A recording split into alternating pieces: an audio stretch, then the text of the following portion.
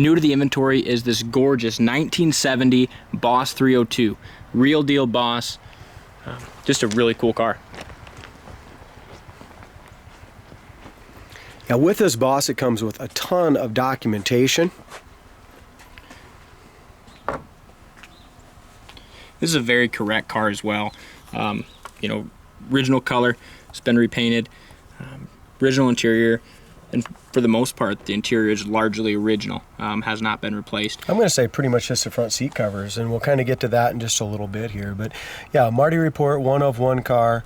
Out of 191,070 Mustangs produced, this was a one of one, exactly how it is. It's pretty cool. Also comes with the original dealer invoice. Yeah, cool information here too. And we have all the originals, guys, in inside the office. Factory 4-speed car. Space saver, quick ratio steering, it's got power steering, power disc brakes. Really cool car. Well optioned.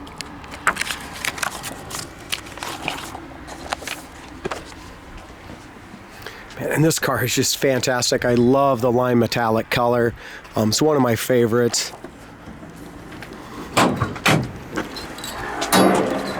They did a gorgeous job under the hood. The lime metallic paint underneath the hood. You can see they took stuff off when they redid it here. Top of the inner fenders.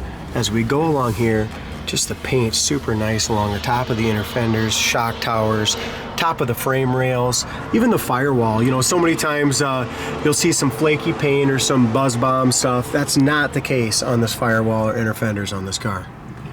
And the car as a whole is very correct. You know, it's not a Boss that someone, you know, took a Boss and changed a bunch of shit and did stuff to. It's very correct, right Boss fenders on it. Exactly, and that's very important. Those 1970 Boss fenders were different than the Mach 1s and the regular ones. As far as you look at them, they look the same, but there's markings on them, and when you reach up under the wheel well, you'll feel, you know, a little different lip on the Boss. Yeah, just stuff like this. I mean, there's no paint on any of the bolts, the hinges.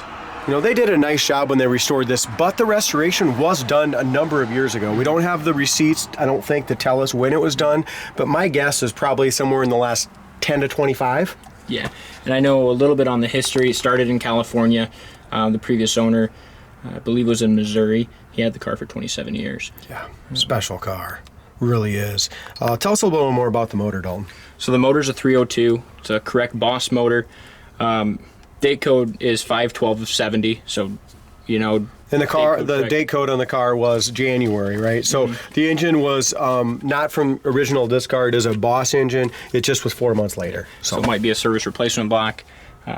Not sure, but a real Boss engine. Yeah, very nice under the hood. You want to fire it up for us, Dee? And this car is laser straight, you guys.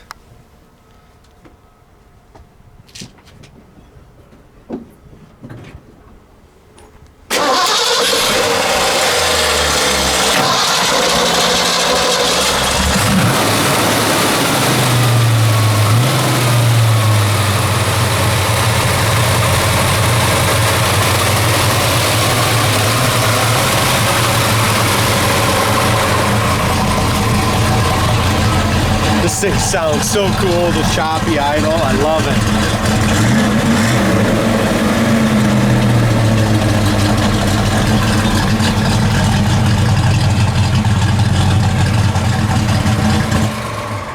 it. These 302 Boss engines are such a nice high revving engine. We have probably I know we have the best inventory we've ever had. Real Bosses, Plum Crazy Purple Challenger convertibles, GTXs, 70 Chargers. I mean, 69 Chevelle convertibles, SS's, the list goes on and on, you guys. We got some really cool cars right now at Coyote Classics to sit right alongside this real deal Boss. So make sure you go to our website, coyoteclassics.com. Also look at the undercarriage on this Boss. It's painted black. It was undercoated years ago, probably 20, 30 years ago. Cleaned up, very nice, solid floors, frame rails, trunk, everything. You'll see that on our website.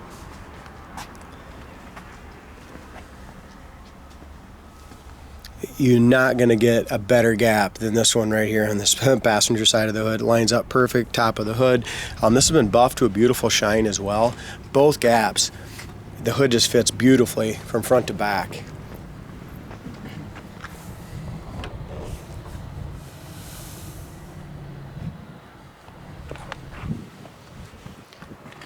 Man, that clear coat is beautiful, isn't it? Yeah, it is. I love that color. Brand new grille, new chrome, spoilers, all that was done during restoration. I mean, and that stuff is flawless. Car has a couple tiny little paint chips. Probably wasn't driven a ton, but it was driven some.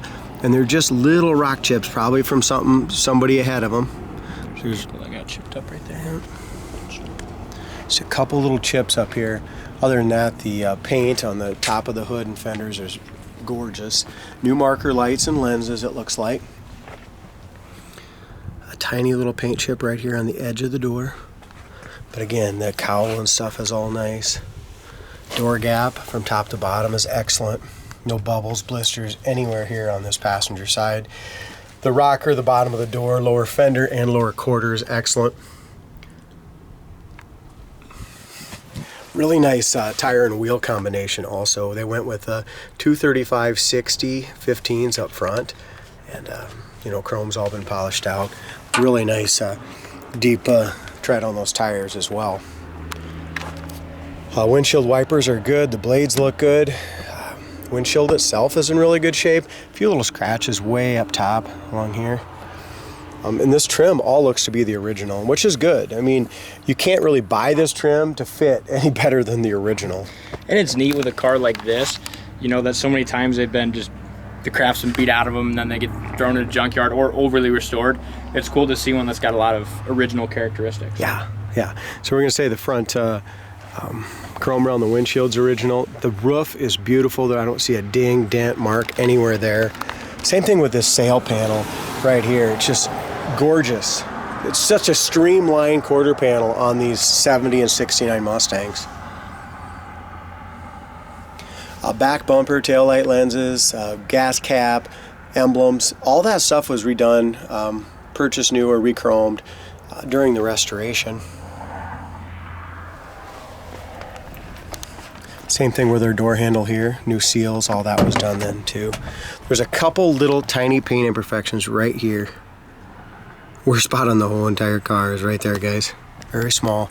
The door jambs were painted at the same time. You can tell when the car was painted it wasn't a Earl Shrive paint job, backyard paint job, nothing like that. Fenders, doors, everything came completely off.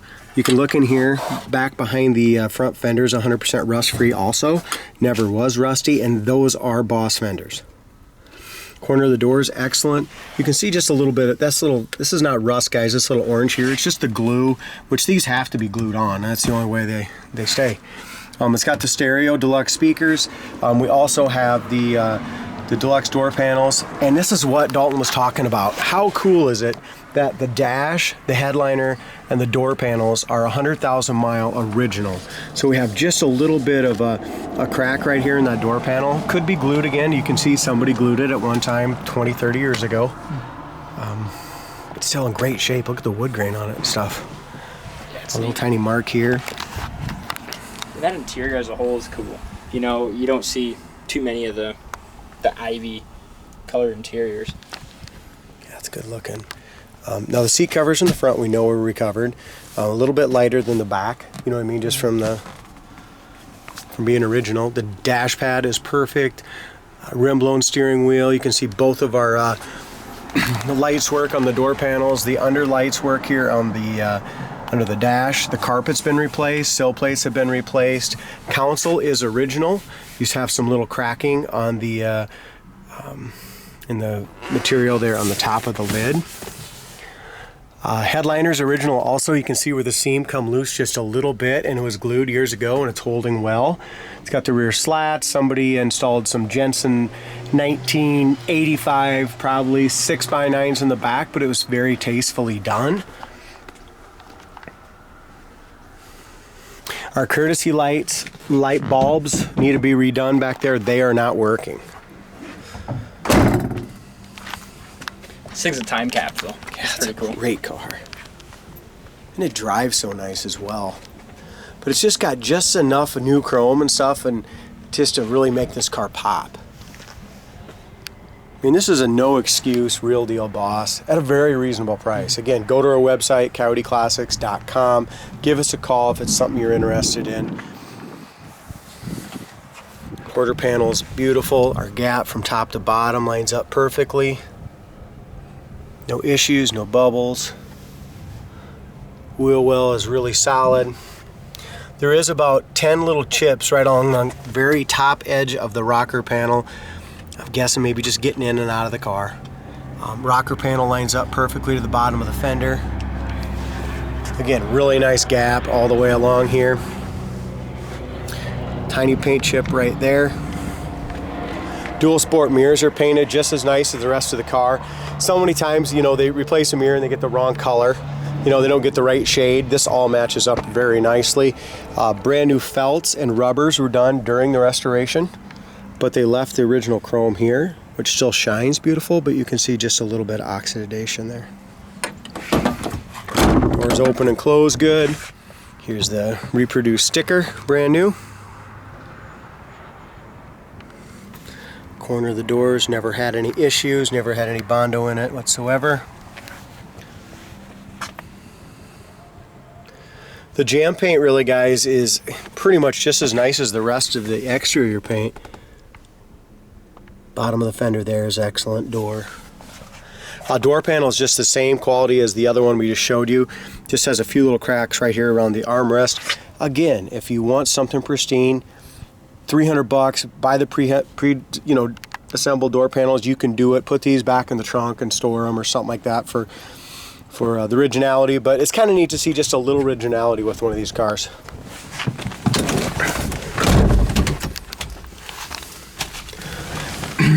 Also, in there was it? Did you say there was a panel? Correct. Yeah. So, okay.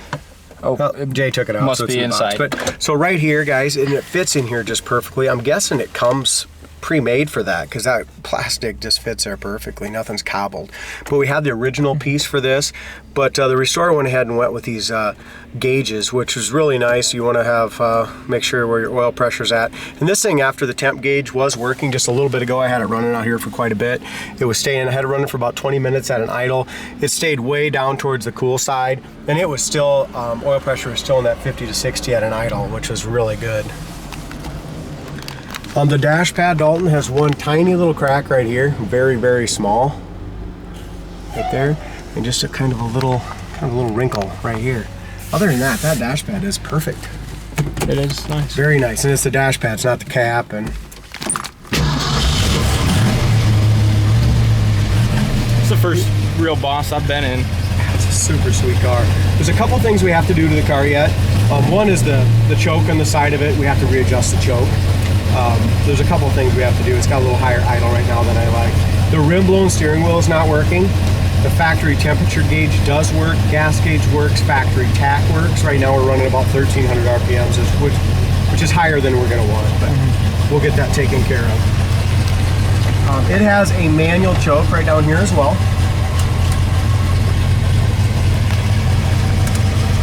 Wipers work and park.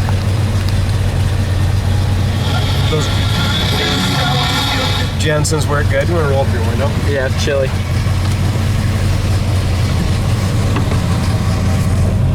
Windows go up and down easy. Yeah. Heater works too. Heater fan works. That's awesome. Here's our oil pressure. Like I said, it's 60 pounds. I mean, it's way up there. The temp gauge is already off cold. It's just coming up.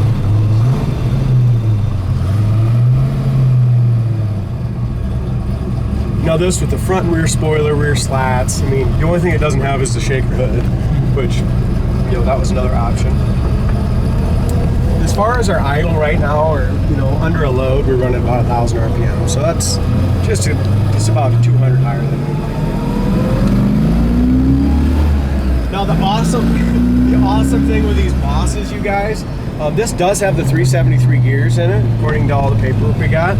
But the thing with these things, they are a high revving engine. The tach goes to 8,000 RPM on these things. I mean, they're a high revving engine. If they wanted the torque, they got the Boss 429. They want the highway car, they'll just freaking smoke them in the top end. They got the 302. Yeah.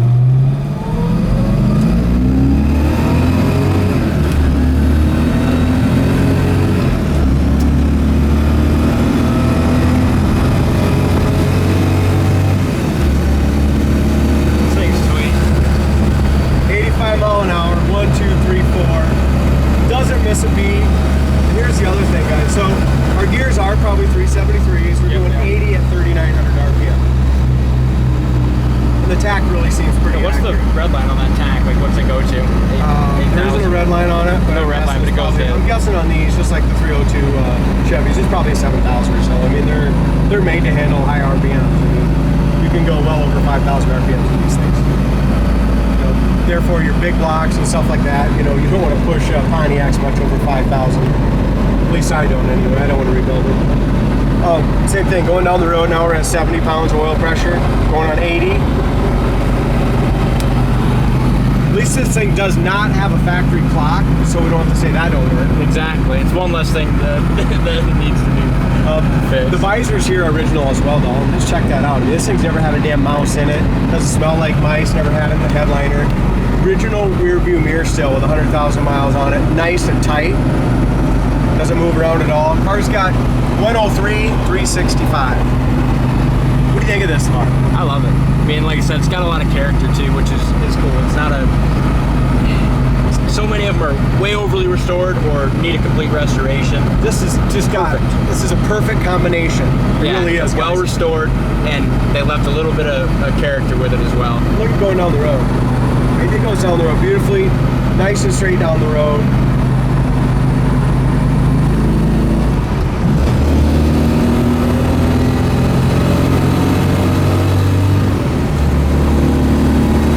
Does fly in the top end. That's what I'm saying. It's 100 mile an hour right there at 5,000 RPM. It doesn't feel like it though either. It's tight. No, the front end is really nice. Like you said, it doesn't need an alignment. It doesn't need anything that way. Goes down the road awesome. It's just fun to drive. Yeah. All in all, really cool car. Hard to find. Check it out on the website, coyoteclassics.com. Thank you guys for watching, and we will see you next time.